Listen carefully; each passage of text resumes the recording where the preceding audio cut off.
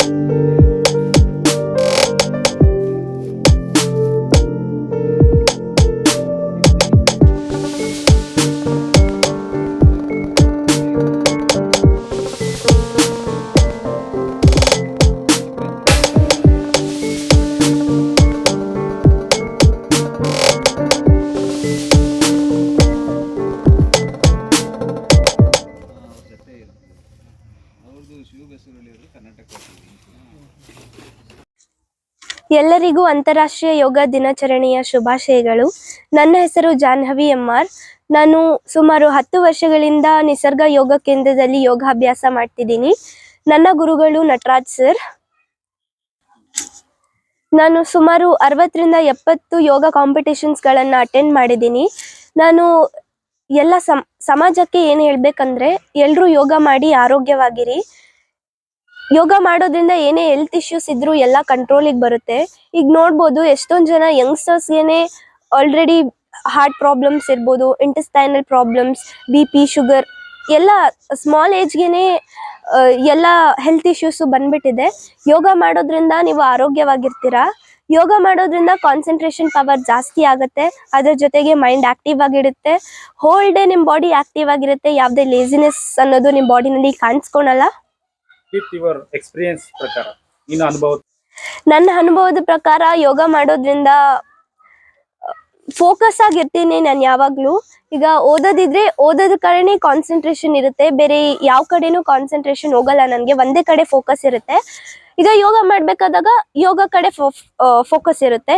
Dance ಮಾಡಬೇಕಾದಾಗ dance ಕಡೆ focus. ಅವಾಗ ಬೇರೆ ಏನೋ ನೆಗೆಟಿವ್ ಥಾಟ್ಸ್ ಏನೂ ಬರೋದಿಲ್ಲ. ಯೋಗ ಮಾಡ್ತಾ ಇರಲ್ಲ ಅವರು ಹೆಂಗಿರ್ತಾರೆ, ನೀನು ಹೆಂಗಿದ್ಯಾ ಫಿಟ್ನೆಸ್?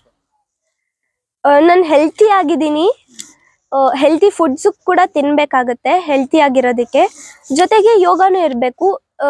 ಎಲ್ಲರೂ ಅನ್ಕೋತೀರ ಯೋಗ ಅಂದರೆ ಡಿಫಿಕಲ್ಟ್ ಪೋಸ್ಚರ್ ಮಾಡಬೇಕು, ಆಸನಾಸ್ ಮಾಡಬೇಕು ಅಂತ. ಆ ಥರದ್ದೇನು ನಿಯಮಗಳಿಲ್ಲ ಯೋಗದ್ರಲ್ಲಿ. ಯೋಗ ಅಂದರೆ it's just the control of our mind, body and soul. Yoga ಮಾಡಬೇಕಂದ್ರೆ ಆಸನನೇ ಮಾಡಬೇಕಂತ ಏನು ನಿಯಮ ಇಲ್ಲ.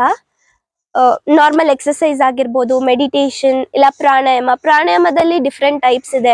ಮೆಡಿಟೇಷನಲ್ಲೂ ಕೂಡ ಎಷ್ಟೊಂದು ಟೈಪ್ಸ್ ಇದೆ. ಅದೆಲ್ಲ ಡೈಲಿ ಹಾಫ್ ಆನ್ ಅವರ್ ಮಾಡಿದ್ರೆ ಸಾಕು.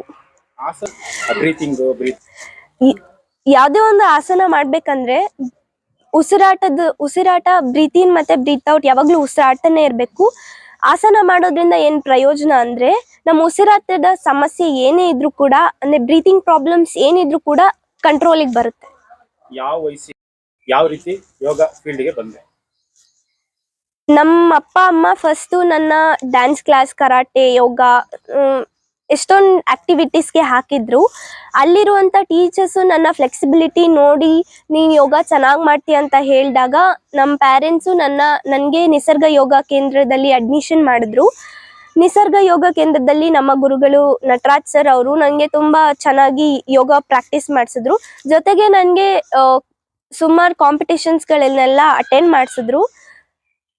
ಕೆಲವು ಕಠಿಣ ನಿನ್ನೆ ಮಾಡಿದೆ ಒಂದು ಕಾಂಪಿಟೇಷನ್, ಅದು ಫೆಡರೇಷನ್ ಕಪ್.